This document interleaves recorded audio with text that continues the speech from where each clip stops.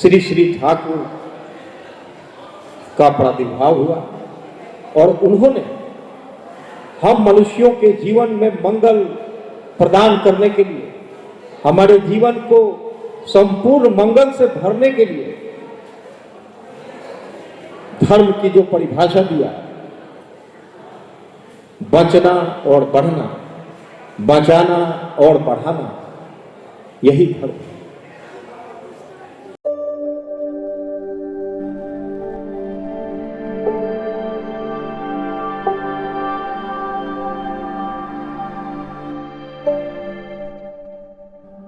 परम प्रेममय श्री श्री ठाकुर के चरणों में कोटि कोटि प्रणाम। आज का आलोच्य विषय है हिंदी में मंगल के लिए शिक्षा और साहित्य।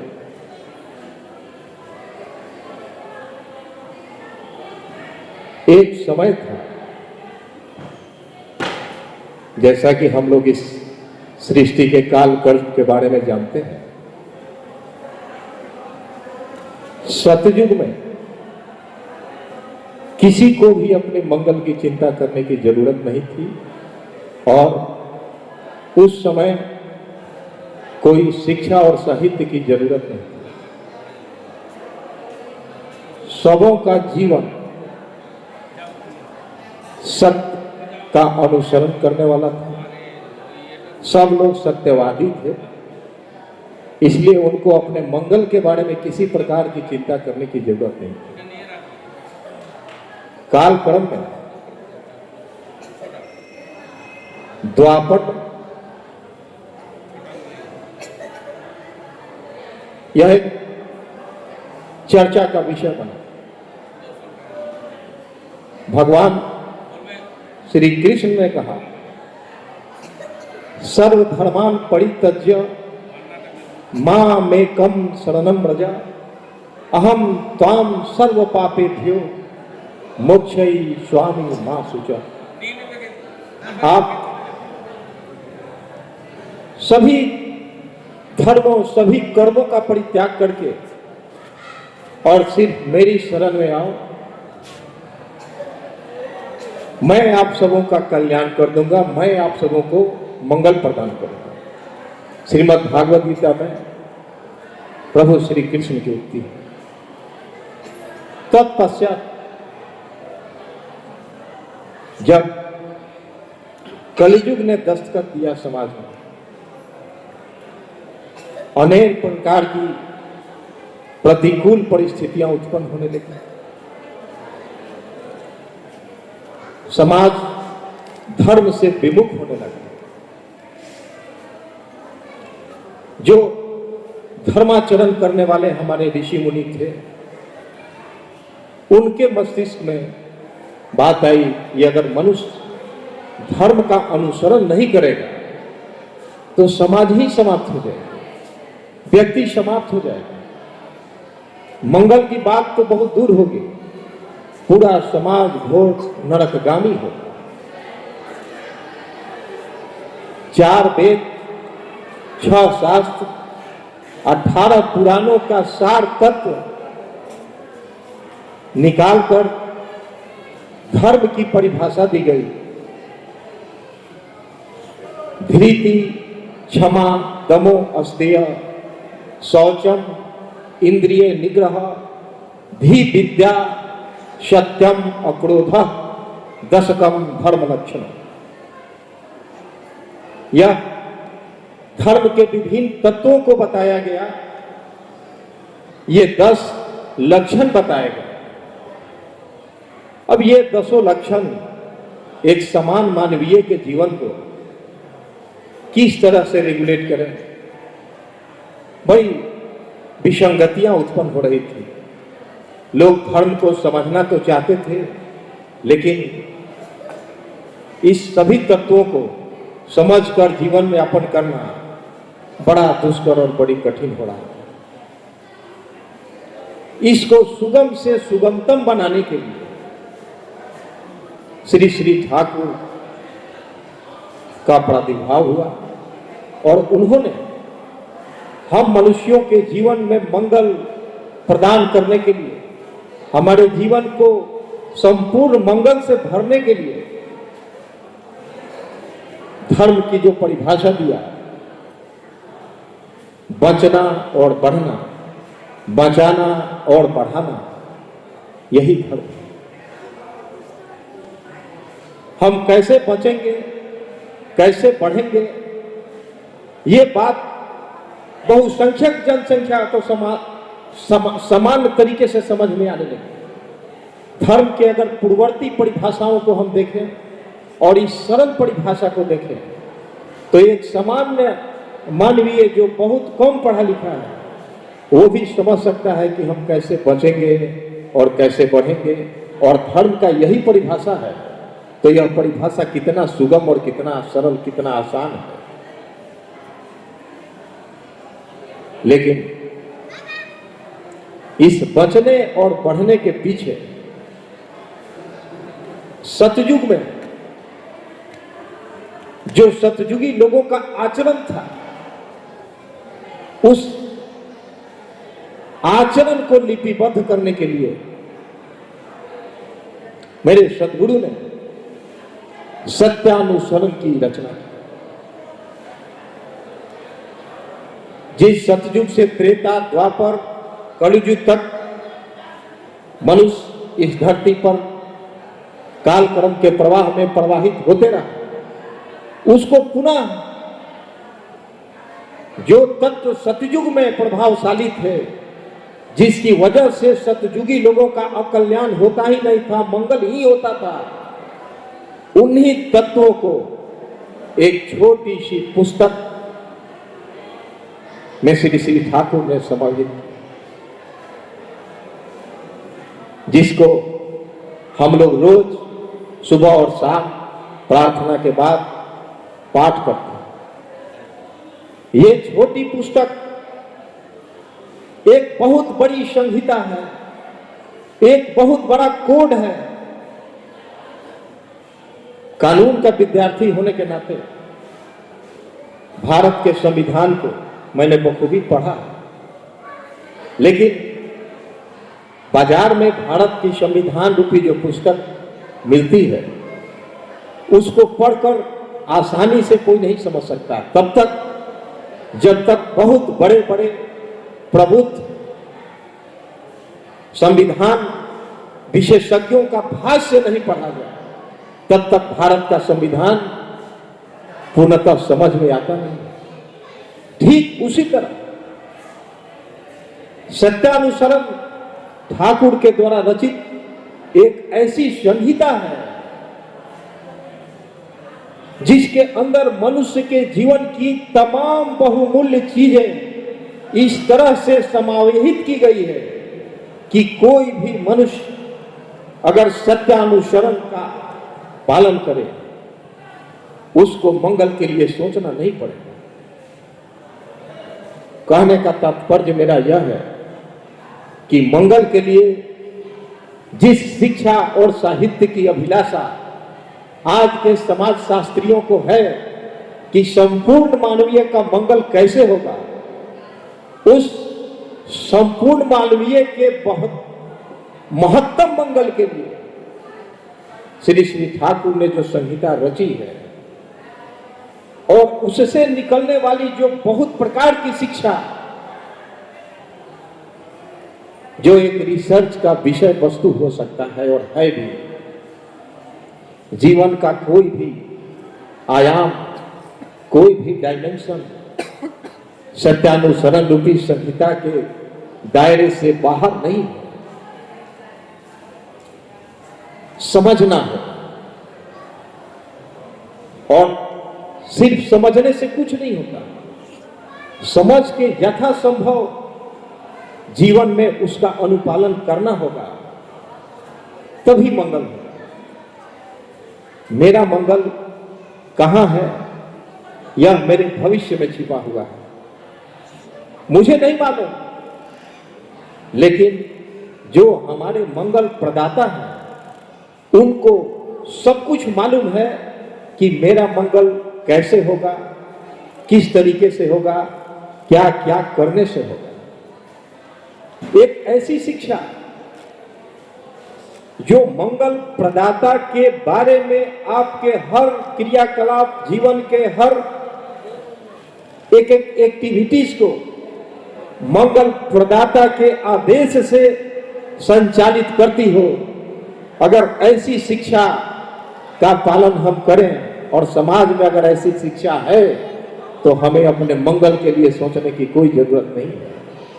और इससे इतर जो विभिन्न विषयों का ज्ञान है उससे हमारी दिन रोजमर्रा की दुनिया जिंदगी चलती है, पेट का पालन होता है, मंगल उससे बहुत दूर है। सत्यानुसरण में ठाकुर जी ने सत्य के अनुसरण के पहले पाठ में दुर्बलता पर बड़ी जोर दिया।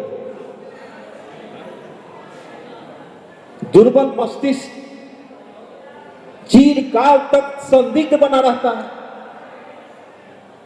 परमात्मा खुद सामने आकर के खड़ा हो जाए, कहे कि मैं तुम लोगों के मंगल के लिए ही आया हूं, इसके बावजूद भी हमारा संशय मिटता नहीं है।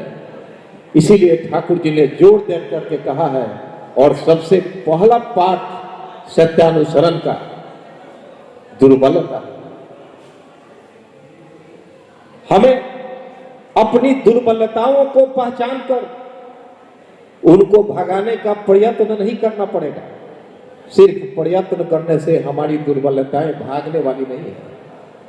श्री श्री ठाकुर ने जोर देकर कहा हमें दुर्बलता के खिलाफ युद्ध करना पड़ेगा। ये दुर्बलता ही है हमारी रक्त अवशोषणकारी वैम्पायर जो हमको हर तरीके से कमजोर बना करके छोड़ दी है। मंगल प्रदाता हमारे सामने खड़ा है, नित्य निरंतर हमारे साथ है, इसके बावजूद भी मेरे अंदर एक अविश्वास है। चिरकाल तक हम संदिग्ध बने हुए हैं, मेरा मंगल होगा या नहीं होगा। और यह मानवीय कमी है। इजाजत हो आज के विषय वस्तु से मिलता जुलता एक प्रसंग मैं पेश करना चाहता हूं। वाल्मीकि रामायण में एक बात आई। प्रभु श्री राम जब बन गए ऋषि सुतीक्ष्ण के आश्रम में, प्रभु श्री राम ने अपना विश्राम जमाया। प्रभु श्री राम से मिलने के लिए बहुत सारे ऋषि लोग आए और एक दिन एक ऋषि मंडली अपने कुलपति ऋषि के साथ सुबह की संध्या के समय ऋषि सुतीक्ष्ण के आश्रम में श्री राम से मिलने के लिए पहुंचे। उस ऋषि मंडली और कुलपति महोदय को देख करके श्री राम और लक्ष्मण जी दोनों को बहुत हर्ष हुआ कि कुछ विशेष बात है जो हमसे मिलने के लिए आए। जब श्री राम ने उनसे पूछा, उन्होंने राम राम निवेदन करके श्री राम का अभिवादन करके कहा कि मैं जिस बात से आपसे मिलना चाहता हूं वह बात यह है कि दंडकारण्य में तो पहले से ही बहुत अत्याचार है, हम लोग बहुत दुखित हैं। इसके बावजूद भी आज हम लोगों के सबसे बड़े दुख का कारण राम तुम खुद हो। जब तक तुम दंडकारण्य में नहीं आए थे यहां राक्षसों का उत्पात होता था। आज जब तुम दंडकारण्य में आए हो तो राक्षसों का उत्पात इतना बढ़ गया है कि हम लोगों का साधना और तपस्या दोनों बाधित हो चुका। इसलिए आपकी उपस्थिति की वजह से, श्री राम की उपस्थिति की वजह से वो ऋषि मंडली अपने कुलपति महोदय के साथ राम राम राम राम नाम लेते हुए और वहां से सुदूर अश्व ऋषि के आश्रम में चली गई और उन्होंने जाते समय कहा कि मैं आपकी वजह से इस दंडकारण्य और अपने आश्रम का परित्याग करके और अश्व ऋषि के आश्रम में, यहां प्रसंग ये है सके, जो कुलपति अपने हजारों शिष्यों को श्री राम की दीक्षा देते थे, उस समय श्री राम ही मंत्र था। वह श्री राम खुद जब शरीर धारण करके और ऋषियों के कल्याण के लिए वन में गए, तो ऋषियों का एक बहुत बड़ा समुदाय अपने कुलपति ऋषि के साथ श्री राम को छोड़कर चला गया। हम थोड़ी सी प्रतिकूल परिस्थितियों में अविश्वास खो बैठते हैं, धैर्य खो बैठते हैं, अधैर्य का आमंत्रण करते हैं, हमारे अंदर संशय होने लगता है। हम भक्त तो अपने सदगुरु के ही हैं, पता नहीं हमारा कल्याण होगा कि नहीं होगा। ये संशय और अकल्याण वाली बातें हमारी अशिक्षा की वजह से।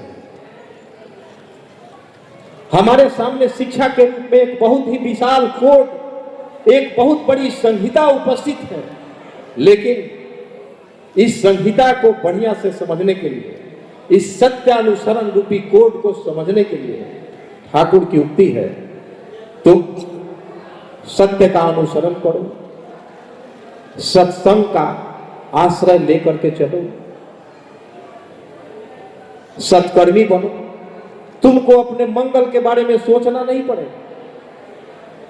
जहां सत्संग की बात है वहां सत्यानुसरण की बात है, और जहां सत्यानुसरण की बात है वहां मांगलिक शिक्षा की बात है, जिसको रोज हम लोग लेते चल रहे हैं और एक एक दिन अपने जीवन में उस मांगलिक शिक्षा को आत्मसात करने की प्रयास कर रहे हैं।